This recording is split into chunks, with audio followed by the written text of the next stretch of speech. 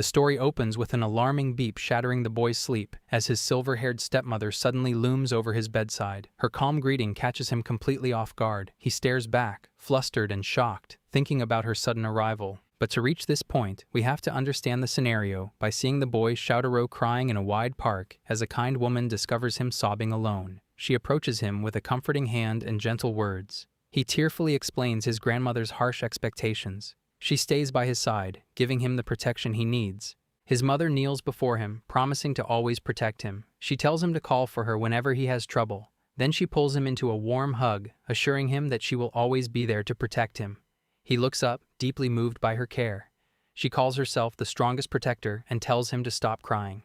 The boy finally breaks down, holding on to her as she comforts him. He feels her kindness as she reaches out her hand, inviting him to go home with her.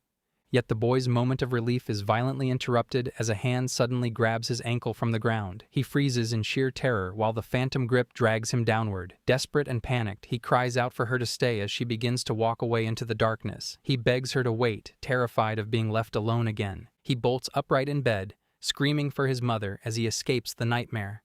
As he gasps for air, the reality of his surroundings slowly sinks in, realizing it was all just a dream. After this, he offers a morning prayer to a framed photo, reflecting on how long it has been since his mother left. A sudden realization strikes as he checks the date on his calendar. He panics upon remembering that his grandmother is scheduled to return from her trip today.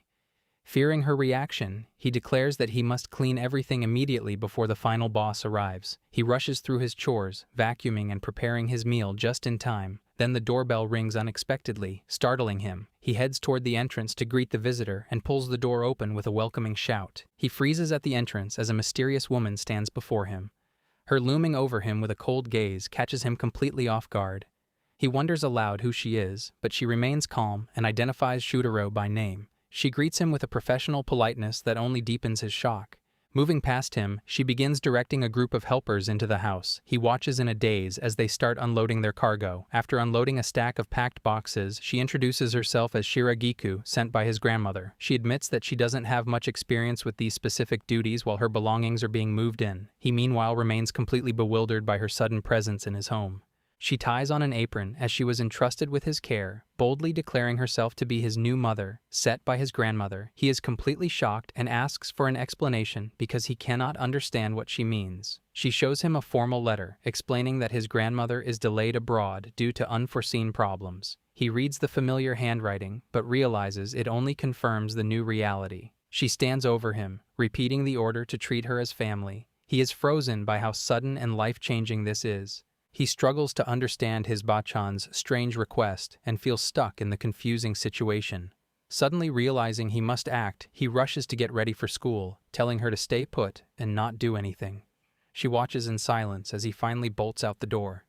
Upon reaching school, he sighs in exhaustion because he realizes the insanity of leaving a complete stranger alone in his home. But a playful friend suddenly startles him with a teasing comment about potential love troubles. He frantically denies the accusation as he insists the situation is far more urgent. He diligently mends his friend's sock because he cannot ignore the small tear. A crowd of classmates watches in awe, yet he dismisses their attention as mere household duty. But his friend notes that he acts exactly like a mother, total domesticated behavior. This comparison strikes a painful nerve, so he accidentally pricks his finger in visible shock. He returns from school, hoping the house is empty, yet finds the mysterious woman waiting for him. She flings the door open with a calm greeting as she catches him completely off guard. He shields his eyes because her appearance catches him completely off guard. She remains oblivious, yet tilts her head in confusion. But she suddenly starts adjusting her apron, so he shrieks for her to stop. She mentions her mistaken research about his likes because she is confused by his intense rejection, but she soon insists he check himself for anything suspicious before entering. He recoils in pure disbelief as she continues her bizarre logic, yet she remains completely serious while pressuring him to comply. She encourages him to take a short break, explaining that a good parent should make sure their child gets proper rest.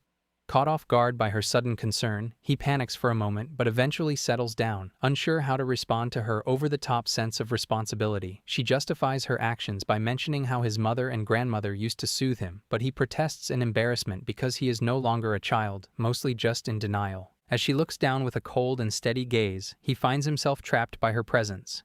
He struggles against the intense sensation, but she insists that physical affection is vital for their bond because her manual claims it reduces fatigue. Yet he slowly feels a strange drowsiness taking over. As he drifts off, a faint memory of his real mother surfaces within his mind. This lingering vision calls out to him until he sinks into a deep sleep. He awakens on the sofa in a daze because he cannot remember falling asleep, but she suddenly appears with a warm bowl of curry to announce that dinner is ready. He is struck by the wonderful aroma as he realizes how long it has been since someone cooked for him. He reluctantly agrees to eat the meal since she went through the effort of cooking it, but she suddenly leans in and insists on feeding him a spoonful of curry herself. She mentions her manual to claim that the food tastes significantly better when shared this way. She ignores his protests because she is determined to fulfill her motherly duties. He tries to resist, but she insists on helping, holding out a spoon and encouraging him to take a bite. Embarrassed by the attention, he reluctantly gives in and tastes the meal. After the first spoon, he admits in disbelief that the curry is tasty because it tastes exactly like his home cooking, but he is suddenly struck by confusion as he wonders how she knew his family's secret ingredient. She explains that she aimed for a mother's taste with the meal. He admits it is delicious, yet struggles with his inner conflict. But he suddenly snaps into a competitive mood to hide his vulnerability, so he eats aggressively while vowing not to be defeated. He tries to reclaim dominance by doing chores, believing he has the home turf advantage. Spoiler, he does not. Yet she effortlessly prepares his bath, leaving him questioning the point of his contest.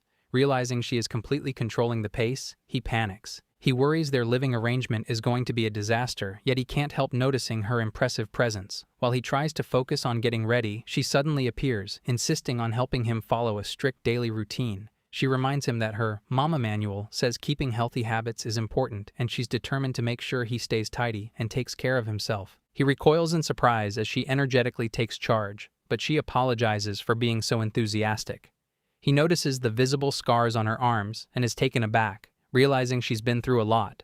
She calmly demonstrates how to properly wash his hair using a gentle, safe technique, emphasizing that good hygiene is important. He protests, feeling a little overwhelmed, but she focuses on being thorough and professional. He rushes out of the bathroom, demanding to be left alone so he can sleep. She stands in the steam and watches him leave with a quiet, hollow expression. After he leaves, she looks down at a photo of his real mother on her phone and admits she can't compare to her. As the night falls, he sits on his bed, unable to sleep and wondering how long this living arrangement will last. He tries to call his grandma, but he can't get through to her. Meanwhile, while thinking that she isn't a bad person but needs to respect personal space, her sudden thoughts make him freeze in shock, heavy staring through walls. Thinking she's at the door, he tells her not to disturb his sleep, but he faces a masked man instead, who suddenly strikes him down with a crowbar, prompting his partner to scold him for the unnecessary violence. The attacker apologizes, claiming he only lashed out because the boy shocked him. The intruder grabs Shotaro, calling him a spoiled lad, and noting how lucky they are to find such a large house with only a kid inside. He realizes in horror that they are burglars. Meanwhile, down the hall, their partners hear a strange voice but dismiss it until a sudden scream rings out. One burglar curses their newbie lookout as something goes wrong. Then, with a cold, indifferent expression, Shiragiku descends the stairs, dragging the unconscious newbie lookout by the head like a trash bag. One of the remaining burglars stares in confusion, wondering who she is. She calmly remarks on how discourteous it is to have visitors at such a late hour while keeping a firm, crushing grip on the captured man's mask. The burglars mock their fallen comrade for being beaten by a single woman and demand to know what's happening. One of them pulls a knife, but before he can strike, she moves with blinding speed. She catches his arm mid-swing, stopping the blade inches from her face. She effortlessly dismantles the burglars with chilling, calculated precision, while Shootaru watches in stunned silence. She neutralizes the knife-wielding attacker before delivering a blind elbow strike to another and blocking a heavy punch with just 2 fingers. This exactly talk about overqualification. After that, with a sweeping low kick, she sends the last intruder crashing to the floor. The lead burglar takes Shotaro hostage. Without hesitation, she performs a powerful vertical kick called a high standing sweep. Her foot hits the intruder's wrist, breaking the bones and sending the knife flying. The disarmed man reels in pain, staring in shock at her speed and strength. She looms over the lead burglar, pressing the captured knife against his neck with a terrifying, cold intensity. She commands the intruders to leave immediately and warns them never to approach the house again. As terrified burglars scramble to escape, Shoutaru watches from the floor, completely bewildered by the scene. Shiragiku turns back toward him and firmly declares that she is the stepmother who will protect him. The next morning at 7:14 a.m., Shoutaru wakes up to his alarm, feeling like he just had a really weird dream.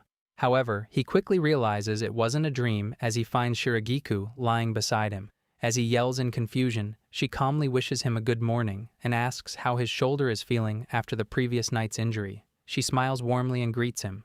Realizing the previous night was no dream, he is swept into a frantic morning routine by Shiragiku. She informs him it's 7:15 a.m. and offers to help him dress before presenting army ration pills as a time-saving breakfast. The intensity of her care peaks as she reveals an elaborate bento. Yet despite his hesitation, her visible disappointment over the freshness of her ingredients pressures him into accepting it, while he fully realizes just how peculiar his new protector is. He recounts the surreal events of the night before, the robbers, Shiragiku's sudden arrival, and her terrifying combat skills. Attempting to process the situation over a cup of tea she prepared, he demands to know her true identity and her connection to his grandmother. She calmly declares it an Egyptian herbal tea as she serves him. She admits that she intended to explain sooner, leaving him even more bewildered. With an icy demeanor, Shiragiku reveals that his grandmother, her master, is actually a legendary spy who founded a major intelligence agency, which leaves Shutaro choking on his tea. He recoils in disbelief, insisting his grandmother is just a normal old woman, but his stepmom remains unfazed. She drops a bombshell, saying he is being targeted by dangerous people because he is the heir to his grandmother's secret organization. While she casually calls assassination an everyday occurrence, he feels terrified, especially since she doesn't know where his grandmother is. Shiragiku explains that before disappearing, the legendary spy gave her one final mission: to raise and protect Shutaro by becoming the strongest guardian she can be. She gently pats his shoulder and promises to keep him safe, ignoring his confusion. She also vows to deal with anyone who tries to harm him with her full strength. After the chaotic night, the stepmother decides to wait until morning to clean up the mess. She notices that Shotaro is clearly upset and offers to sit with him, but he quickly refuses the closeness. The next day at school, the exhausted boy collapses onto his desk because he is unable to process his sudden, life-altering reality. His thoughts are then interrupted by a friend, Uzuo, who immediately assumes the issue involves romance. He cheekily asks for an introduction to any older women in Shoutaru's life. While the flustered boy struggles to keep his bizarre living situation a secret, he realizes it is impossible to share that a mysterious woman has suddenly declared herself his new stepmother. Uzuo continues to press for details about Shutaro's living situation, initially fearing that his friend is being bullied. He is shocked that Shutaro is actually living under the same roof as a beautiful, mature lady. While Uzuo remains obsessed with his preference for older women, the start of homeroom finally cuts the conversation short. Suddenly, Mio-sensei commands the classroom to take their seats as she prepares to distribute an important handout. She corrects a student's casual greeting, insisting on her formal title while explaining that the documents must reach their parents. As the curious class hopes for news of a fun trip, she warns them that the reality is much more serious.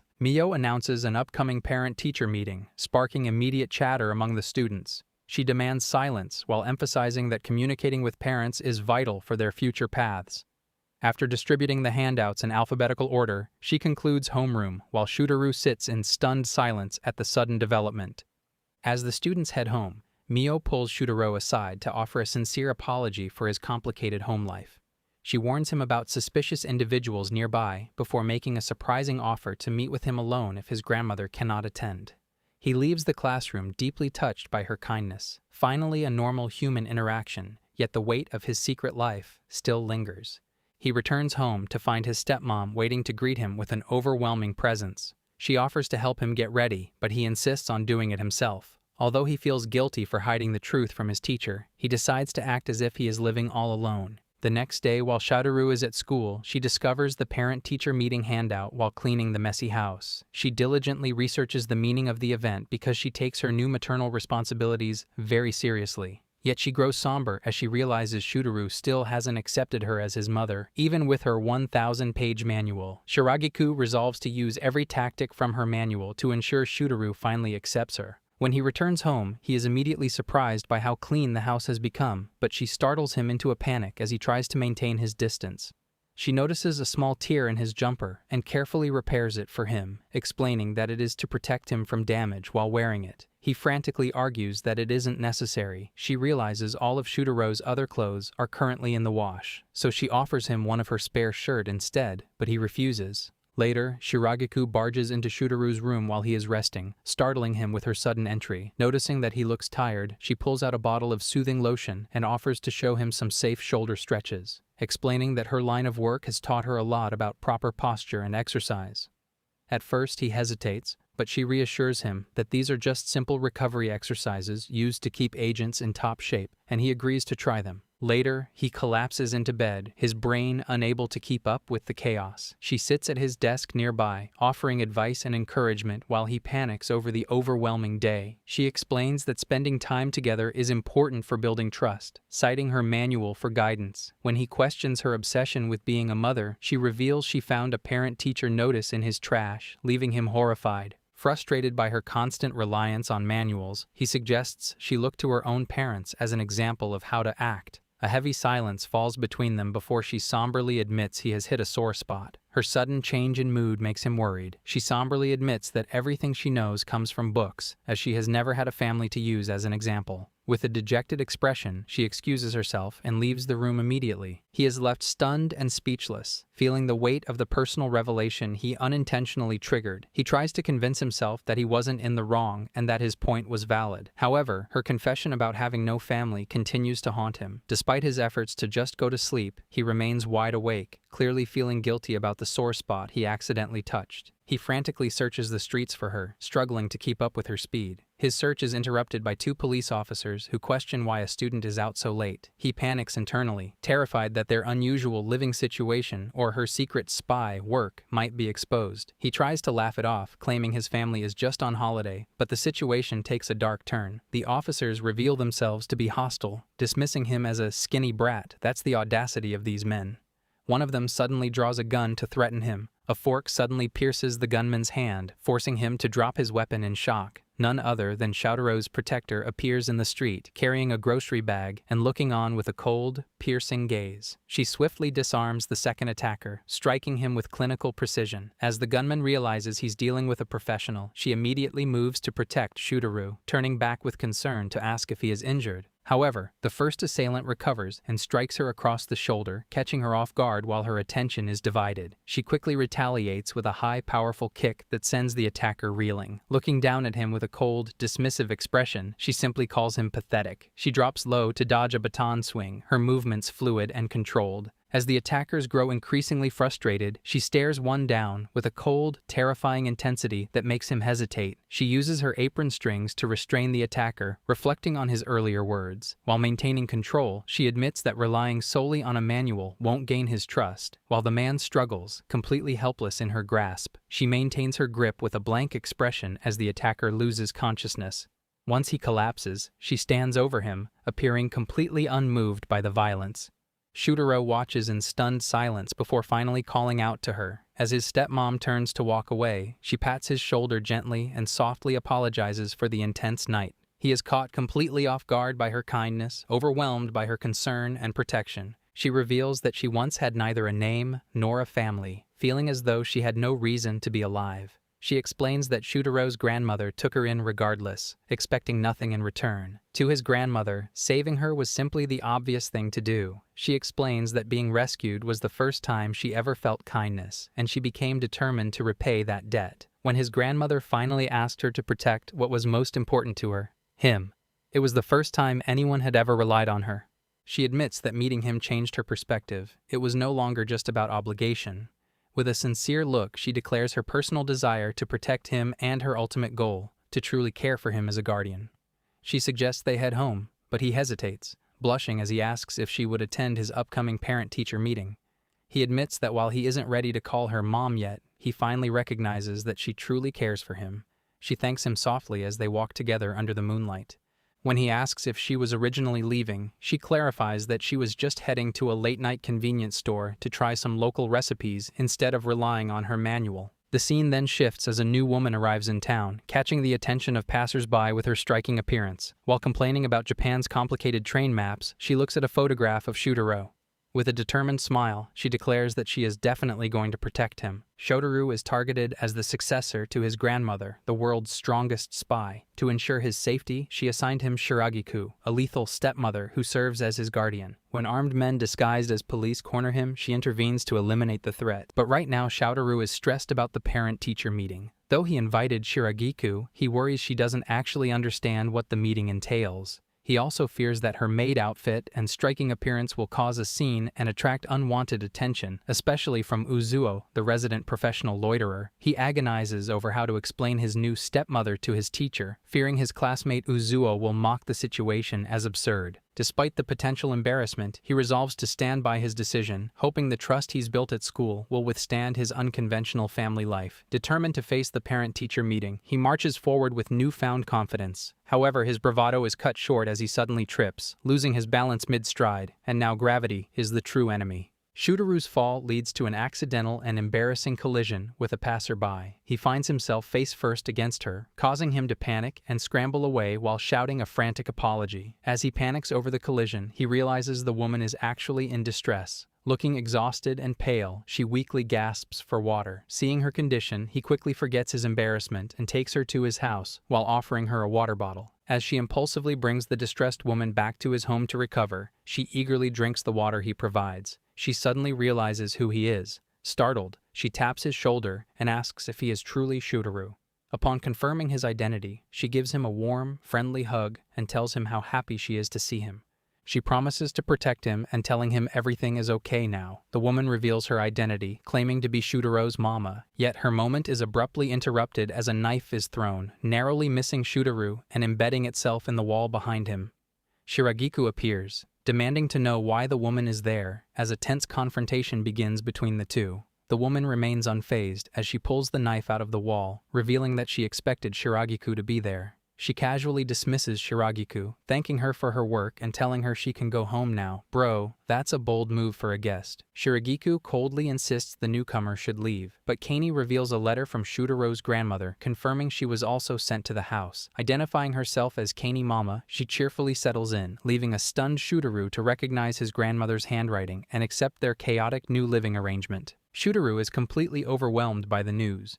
Kani points out their strongest spy grandmother has many disciples, so there's no rule against having two stepmothers. She teases him to choose her, prompting a competitive Shiragiku to glare and firmly assert that she is the stronger one. Kani teases Shotaro about wanting a stronger person, pressuring him to choose between them. Shiragiku dismisses the comparison as nonsense, but Kani claims she is superior with 99 wins. Shiragiku immediately counters, noting those 2 extra wins were just from a surprise attack and a speed eating contest, like competitive eating is a serious business. Shiragiku argues that strength alone doesn't make a mother and calls Kani too crude to care for Shotaro, but Kani retorts that people hate overprotective parents and that letting a boy do as he pleases is best. As the two end up in a silent, intense standoff, Shotaro watches, completely caught in the middle. Kani teases Shotaro about Shiragiku's stiffness, claiming she'd be much more relaxed even if she found hidden books in his room. Shiragiku overhears the jab and coldly calls out her needless retorts.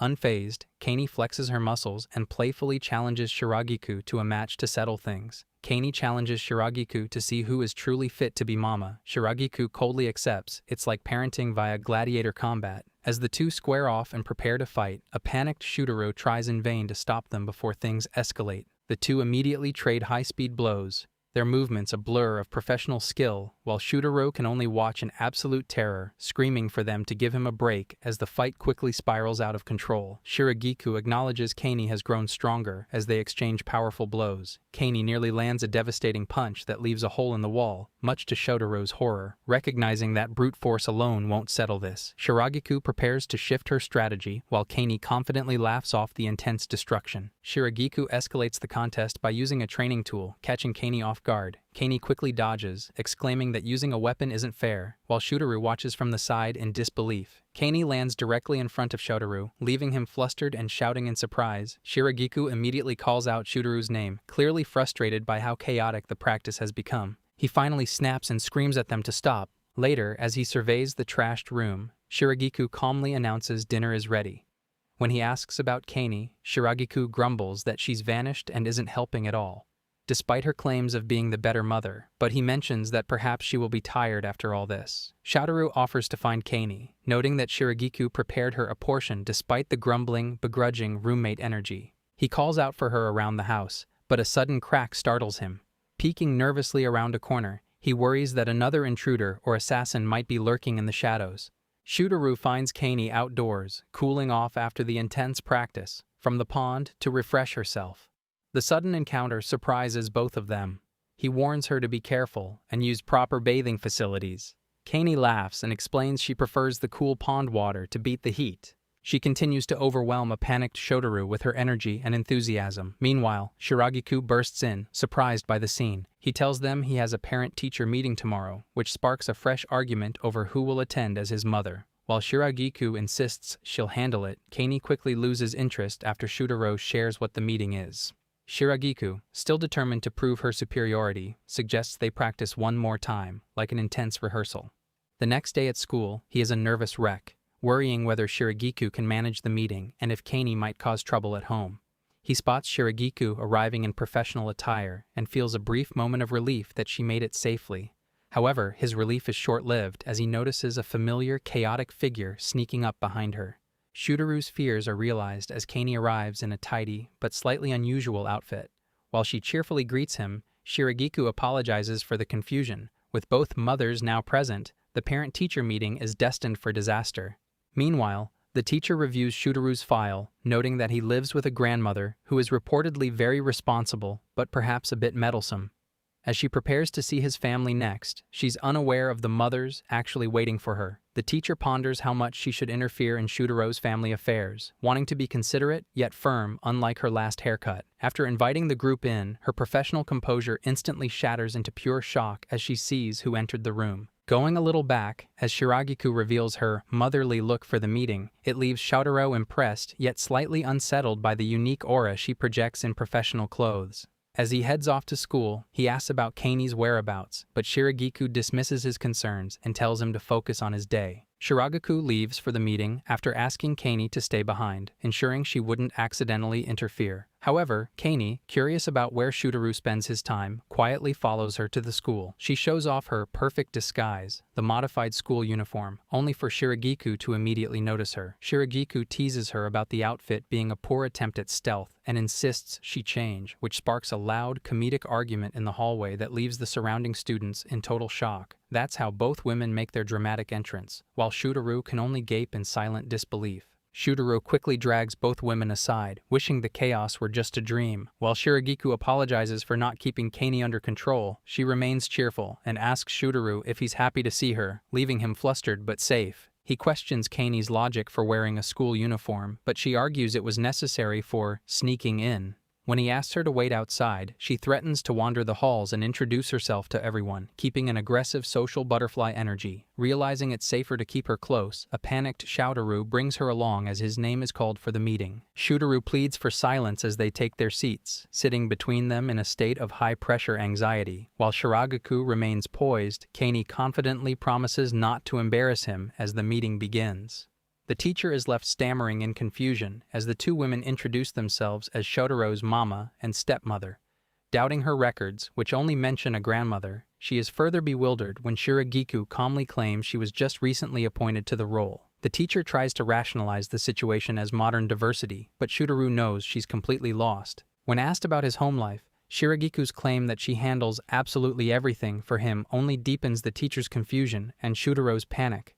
When the teacher asks about Shotaro's career survey, Shiragiku cryptically states he will be a key figure in her organization. Shotaro frantically rebrands it as a company to avoid suspicion. The teacher, now mistakenly convinced he's the son of a company president, assumes his future is secure, much to Kani's alarm. Kani insists she will provide for Shotaru, leading to a heated argument with Shiragiku over who can take better care of him. The teacher, increasingly overwhelmed by their intense overprotectiveness, desperately tries to calm them down as Shotaru remains caught in the middle. Kani and Shiragiku engage in an over-the-top, playful competition over who will care for Shotaru better, leaving him flustered and overwhelmed by their antics. When the teacher tries to intervene, they both snap at her to stay out of family matters, leaving Shotaru dazed and overwhelmed by the pressure. Shiragiku startles the teacher with a dramatic gesture, causing her to stumble back in shock while Shotaro watches nervously. Shiragiku nonchalantly claims force of habit, much to Shotaro's horror. Kani immediately escalates the situation an over-the-top solution, leaving everyone flustered. Shotaro notices smoke and discovers a massive pillar of fire outside the school building. Shiragiku mentions seeing students baking potatoes earlier, but Shotaro points out that fallen leaves shouldn't burn like that. Between the looming disaster outside and the unconscious teacher inside, he spirals into a complete panic. As the fire spreads to a nearby tree, Kani and Shiragiku realize the situation won't resolve itself. Telling Shotaro to find safety, the two women are ready to take action, leaving a confused Shotaro wondering what they're about to do. Declaring they are going to fight the fire. As they leap into action, Shotaro is left stunned by their boldness, yet he quickly realizes that he needs to find a way to help as well. Worried about Kani and Shiragiku, he rushes to a storage shed to find buckets to help with the fire. As soon as he steps inside, he is startled by the sudden, ominous sound of the door clicking shut behind him, leaving him trapped. Great work, universe. Meanwhile, as others panic over the failing bucket brigade, Shiragiku prepares to intervene. Referencing her mama manual, she readies a move called the string vise to take control of the situation. Following the manual's lead, Kani unleashes a powerful, high-dusting sweep kick. The force of her strike creates a massive shockwave that physically blasts through the fire and debris. The students are left in shock as both the fire and the tree are completely obliterated, leaving nothing but a stump. Satisfied that the matter is cleared up, they casually head back to the classroom, though Shiragiku pauses to look toward the shed. Meanwhile, inside, Shotaro frantically tries to open the locked storage door, only to realize he is truly trapped. As a strange smoke begins to fill the room, he panics, wondering if an assassin has targeted him even within the school. He realizes he's trapped with no windows and his phone left in the classroom. As smoke continues to fill the shed, he collapses in despair, blaming his own uselessness for trying to help. Fading out, he desperately calls out for his new mysterious stepmothers to save him. In an instant, they literally smash their way through the shed wall to reach Shotaro. They find him collapsed and coughing on the floor, immediately rushing to his side to check if he is all right. Shotaro apologizes for being a burden, expressing a wish to be stronger so he wouldn't cause them trouble. The stepmom duo gently reassure him, insisting that he doesn't bother them at all and that they protect him simply because they want to. Kani enthusiastically offers to train Shotaro so he can even break an iron door, though he quickly declines that level of strength. As they walk home together, a mysterious, shadowed figure catches Shiragiku's attention from a distance, leaving the day to end on a lingering note of suspicion. The teacher wakes up in the infirmary feeling mysteriously refreshed and free of her chronic shoulder pain. Despite a fleeting memory of being in incredible danger, she accepts the doctor's explanation that a parent gave her a massage and decides not to question her sudden recovery, and here ignorance is total bliss.